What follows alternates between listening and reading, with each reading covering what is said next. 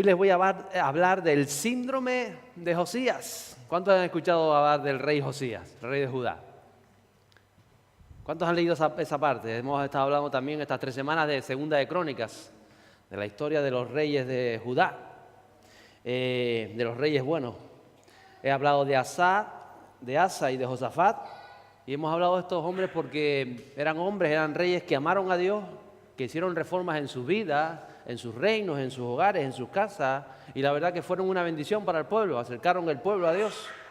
Hablaba yo de Asa hace 3 semanas, y Asa vimos cómo Dios la había librado de aquel gran ejército de 1 millón de combatientes por mano de Dios, pero después recordamos que con el tiempo Asa tuvo miedo, dejó de confiar en Dios, y cuando se sintió amenazado por un pequeño ejército, el del reino contrario, Israel, él sacó los tesoros del templo, hizo una alianza con el rey de Aram para que le ayudara.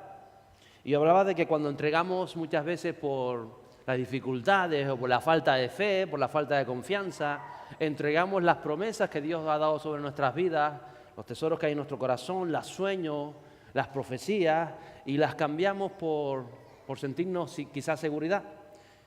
Y a veces Dios ha diseñado lo mejor para nosotros, pero lo perdemos precisamente porque entregamos todo eso, esas promesas, esos sueños que Él puso sobre nosotros, y que por miedo o por desconfianza creemos que Dios nos los va a llevar a cabo y tomamos atajos en nuestros caminos. Y hablaba yo también del rey Josafat.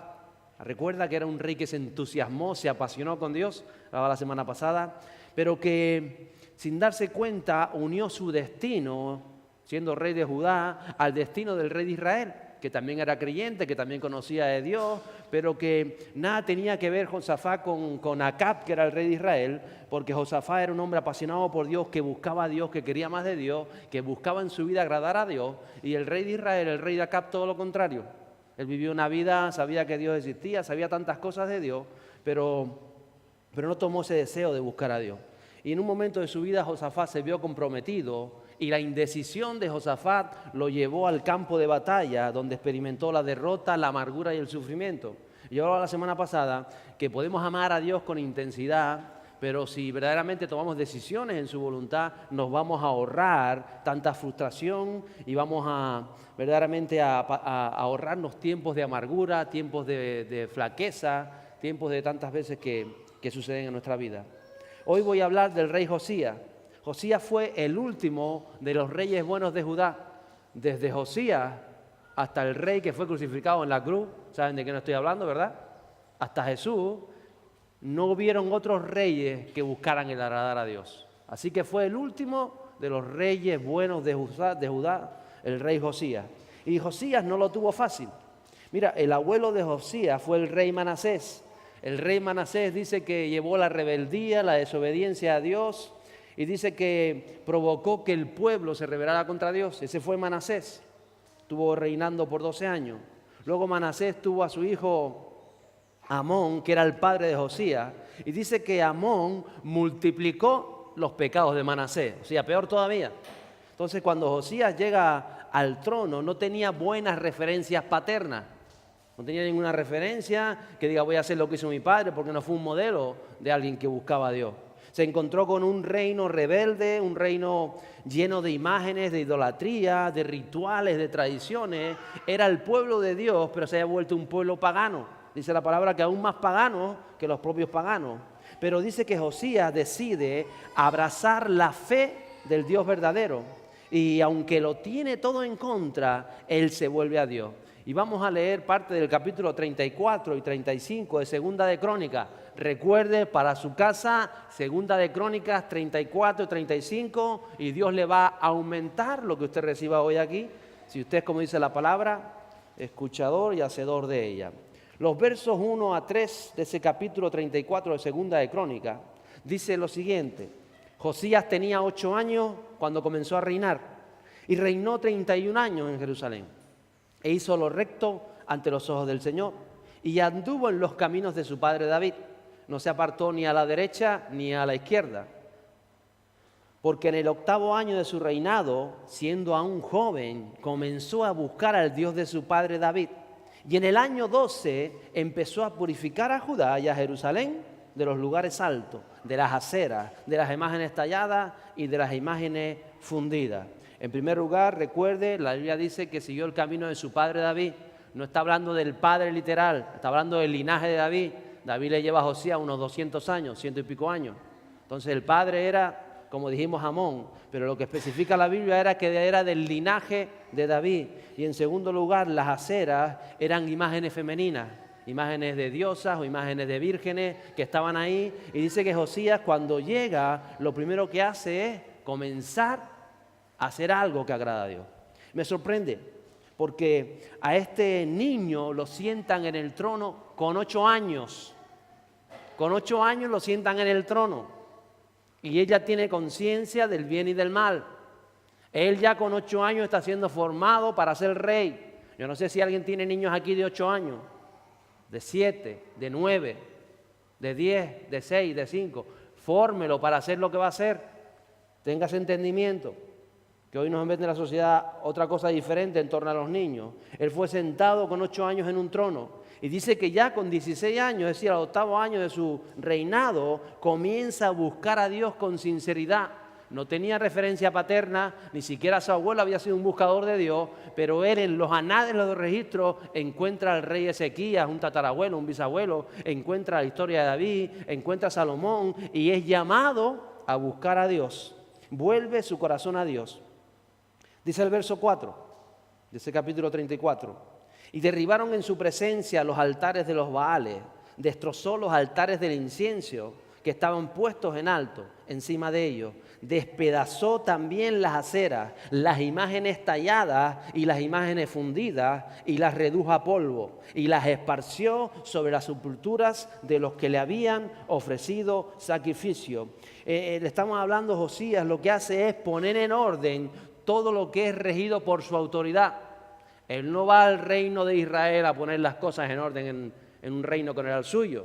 Él dice, yo soy el rey de Judá y aquí bajo mi dominio y mi autoridad se van a hacer las cosas que agradan a Dios. Tenemos que empezar a aprender como padres, como allí donde nos movemos, como esposos, como siervos de Dios, allí donde está mi jurisdicción, mi autoridad en mi vida, en mi casa, en mi coche, en esto, en lo otro. Tenemos que aprender a tomar la autoridad y hacer las cosas y a poner en orden.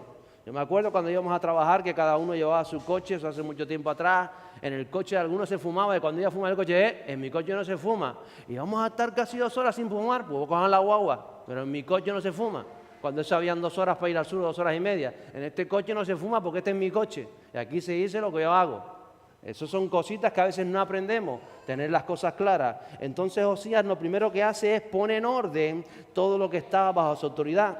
Y me sorprende porque apenas tenía 16 años, adolescente, y este muchacho ya tiene esa pasión, ese deseo por hacer las cosas bien. Tenemos que ser conscientes de aquello que en lo que podemos poner orden, porque tenemos autoridad. Y Dios establece una semana, ¿verdad? Hablaba de Génesis, que Dios hace orden para luego establecer todo aquello que quiere ser establecido. Mire, si usted no pone orden en su vida, en sus relaciones personales, en su interior, en sus pensamientos, en sus emociones, poco podrá hacer Dios. Tiene que poner orden. Así lo vemos en Josías, él pone orden. Para luego lo que dice el verso 8. Dice, y en el año 18 de su reinado, cuando había purificado la tierra y la casa, envió a Safán, hijo de Azalías, y a Maasías, un oficial de la ciudad, y a Joab, hijo de Joacás, escriba, para que repararan la casa del Señor su Dios. O sea que él ve el templo de Dios que estaba derruido, que habían pasado años y nadie se había ocupado de la casa de Dios. Y él dice, y ahora que está mi reino en orden, vamos a poner la casa de Dios en su sitio. Entonces primero vemos que este joven busca a Dios con sinceridad, con un corazón buscador de las cosas de Dios. En segundo lugar, él pone en orden en su vida, pone orden en su reino. Y en tercer lugar, lo que hace es que repara el templo de Dios. Hablaba unas semanas atrás que somos el templo del Espíritu Santo, somos el templo de Dios. Entonces tenemos que preparar nuestras vidas para lo que viene de parte del Espíritu Santo. Y eso se llama madurez. Diga conmigo, madurez.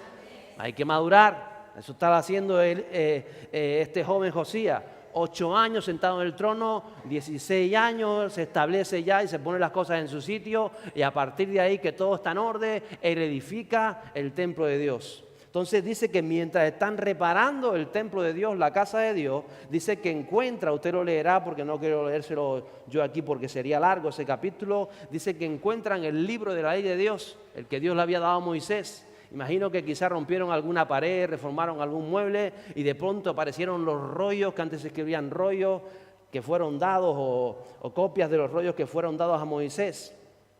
Se encuentra en el libro de la ley. ¿Qué queremos decir con esto?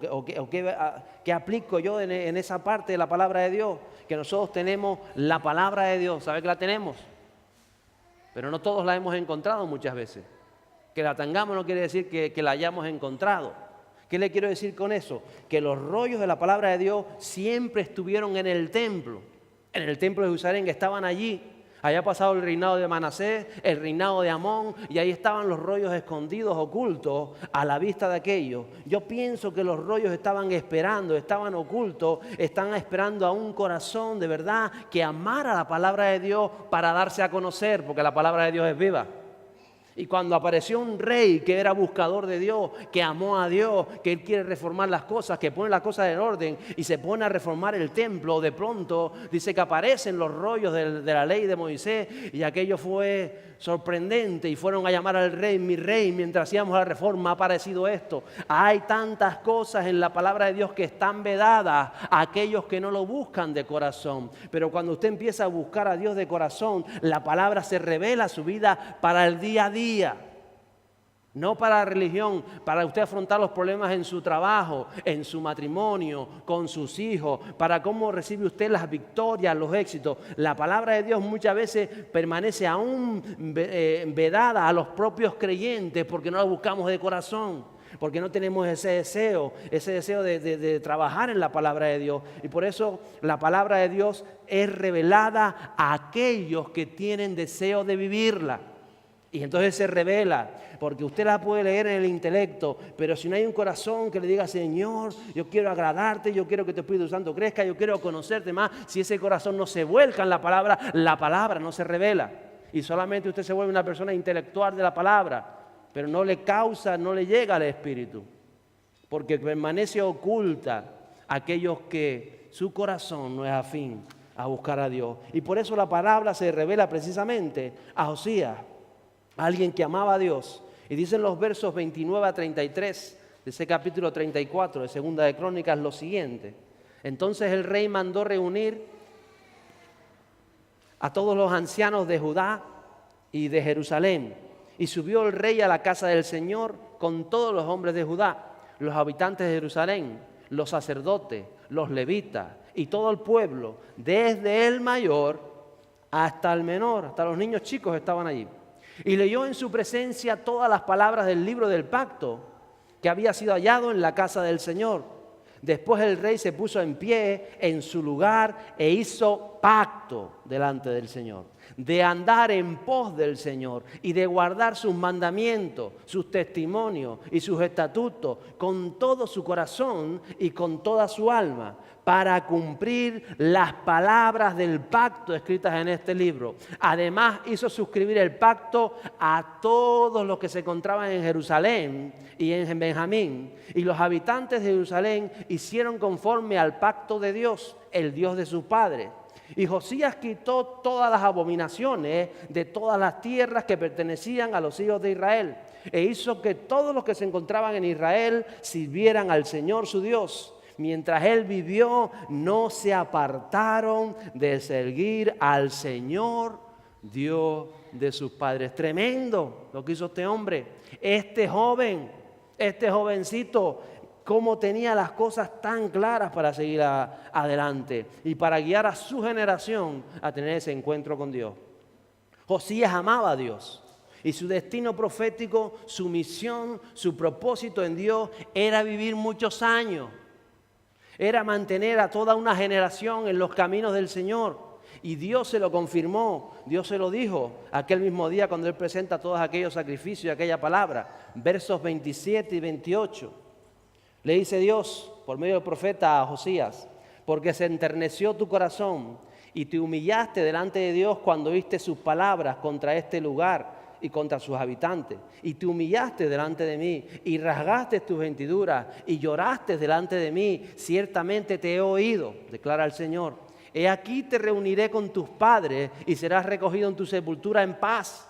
Y tus ojos no verán todo el mal que yo voy a traer sobre este lugar y sobre sus habitantes. Y llevaron la respuesta al rey. Mire, Josías llevó al pueblo a una transformación. Era un reinado, una transformación espiritual. Como hacía siglos no se había visto en el territorio de Judá. Y lo vuelve a llamar la palabra Israel. Hasta el punto de que aquellos que estaban en Israel, que no pertenecían a Judá, pero como Judá era un buscador de Dios por medio de Josías, venían de Israel, del resto de las tribus que se habían separado y vivían en Judá, y vuelve a llamar a Dios a Judá como si fuera representante de todo Israel. Y si usted sigue leyendo el capítulo 35, que lo da en su casa, si usted es una persona sabia, y yo sé que lo es, ve que cómo este hombre amó a Dios. Y dice que cuando él llega a todo lo que encuentra, dice que celebra una Pascua como no se había celebrado en Israel desde los tiempos de Samuel, siglos atrás. ¿Hasta qué punto uno puede tener pasión por Dios y por hacer las cosas bien? ¿Se imagina? Que tengamos esa pasión para hacer las cosas en esta tierra como no se han hecho en Europa desde la iglesia primitiva. ¿Se imagina?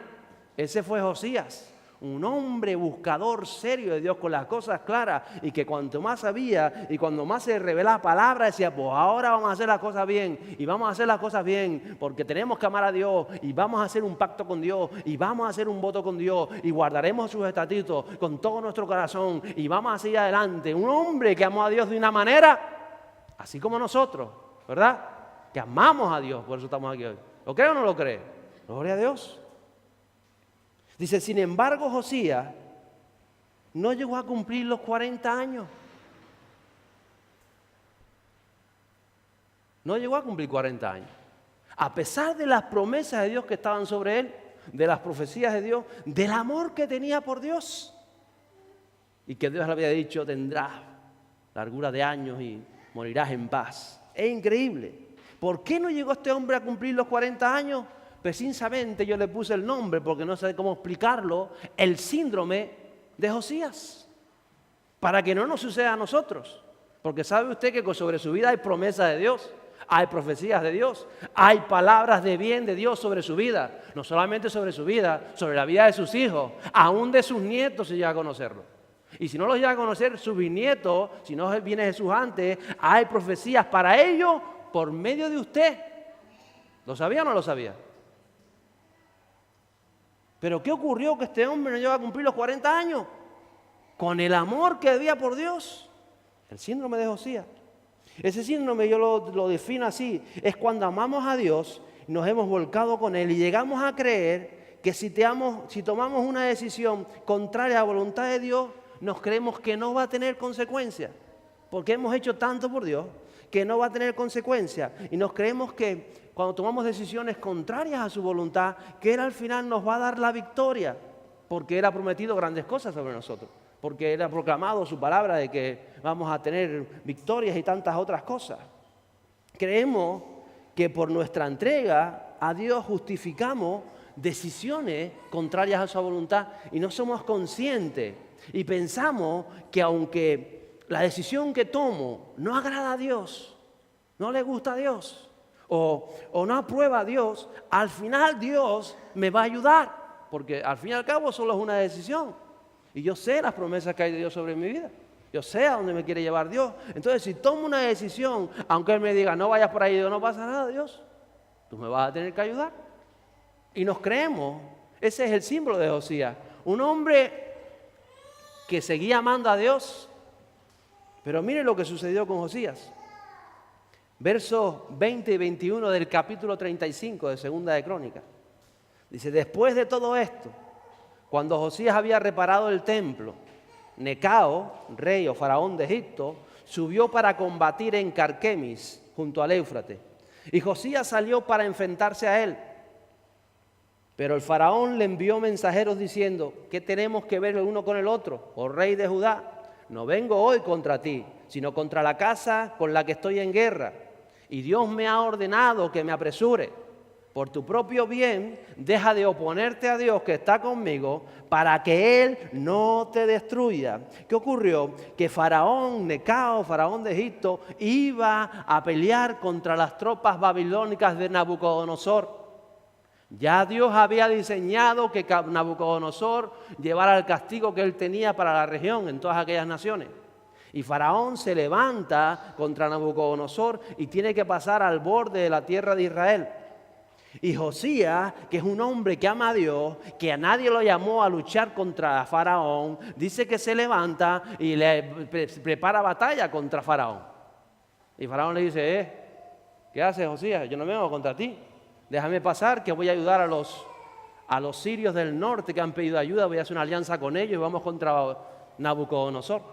¿Hasta qué punto? Pero dice que Josías, no. Él se emperra. El que él quiere hacer o decide meterse donde no le llaman. ¿Usted alguna vez se ha metido donde no le llaman? ¿Cómo sale? Mal parado, por no decir otra palabra, que es muy canaria, pero usted ya lo está pensando como yo. Ya sale mal parado. ¿Y por qué lo hacemos? Yo he salido mal parado de situaciones donde Dios me ha llamado, pero sé que Dios me ha llamado. Y digo, Señor, pues no me quiero meter ahí porque voy a salir mal. Pero dice, no, te llamo para que te metas ahí. Pero hay otras situaciones donde nos metemos sin que nadie nos llame. Entonces salimos mal y no es para la gloria de Dios. Hay creyentes que a veces nos metemos, se meten a defender posiciones, aún políticas, pensamientos, opiniones, razonamientos, ideas. Incluso hay creyentes intercediendo por decisiones de las cuales ya Dios dispuso el fin y no nos damos cuenta que muchas veces estamos luchando contra Dios, porque era Dios el que había llamado a Faraón de Egipto para hacerle frente a Nabucodonosor. Pero en nuestro arrebato no escuchamos la voz de Dios. Y Dios nos habla, y Dios nos dice, no. Y los profetas le habían dicho, no. El mismo Faraón le dice, no tengo nada contigo, no vamos a hacer la guerra, que tengo que ir más al norte a luchar con Nabucodonosor. Esa guerra está registrada, la batalla de Carquemis, en los anales de la historia, tanto de Babilonia como de Egipto, de cómo se dieron las cosas. Y por qué se retrasó Faraón en llegar por el auxilio de los del norte por causa del rey de Judá. Está todo escrito. Verso 22.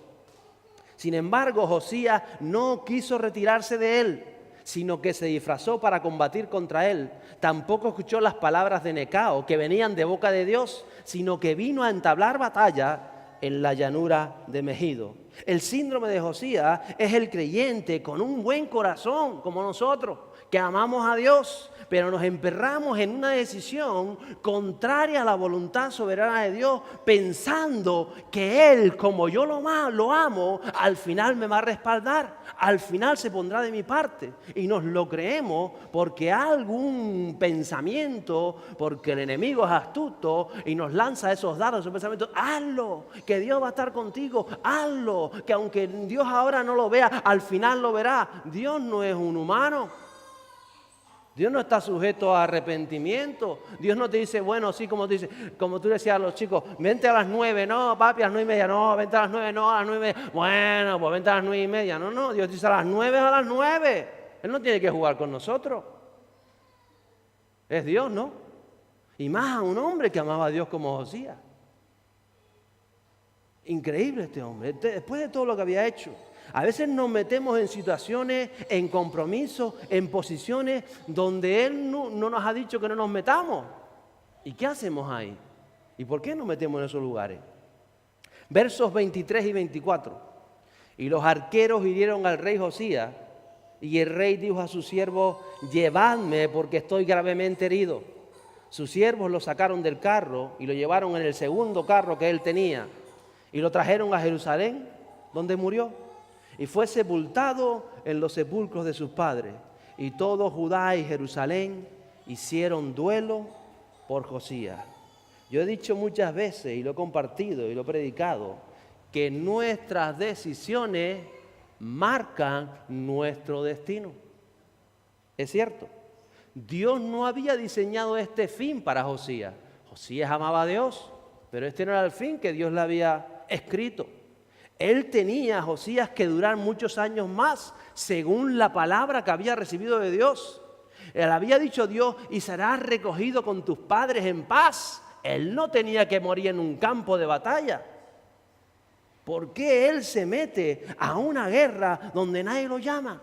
¿Por qué nos metemos donde dice no te metas, no te metas, no te metas? Pues sí me meto. Y rompemos nuestro destino. Y rompemos las promesas de Dios.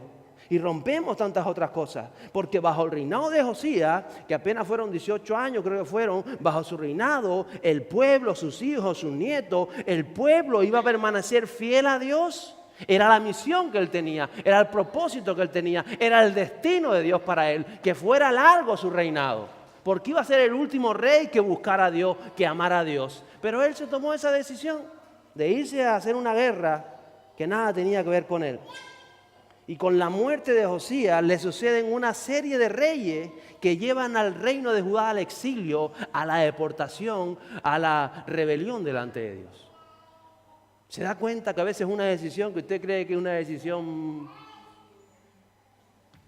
va a marcar la vida de sus nietos, de sus hijos, de la iglesia, de la sociedad? Pero como somos tan inconscientes, no, porque Dios me dijo que Él me iba a bendecir, y Dios me dijo que me iba a llevar a las naciones, y Dios me dijo, claro, te lo dijo. Pero si te dijo, no tomas ese camino y tú lo tomas, olvídate de bendición, olvídate de las naciones, olvídate de esto, olvídate de lo otro, porque te va a pasar el síndrome de Josías.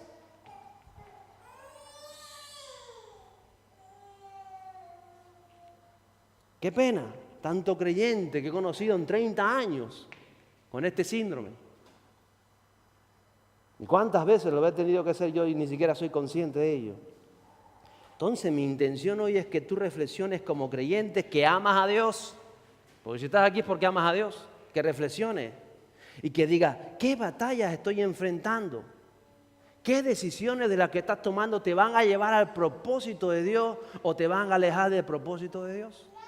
Tienes que saberlo. ¿Qué te dice Dios que haga?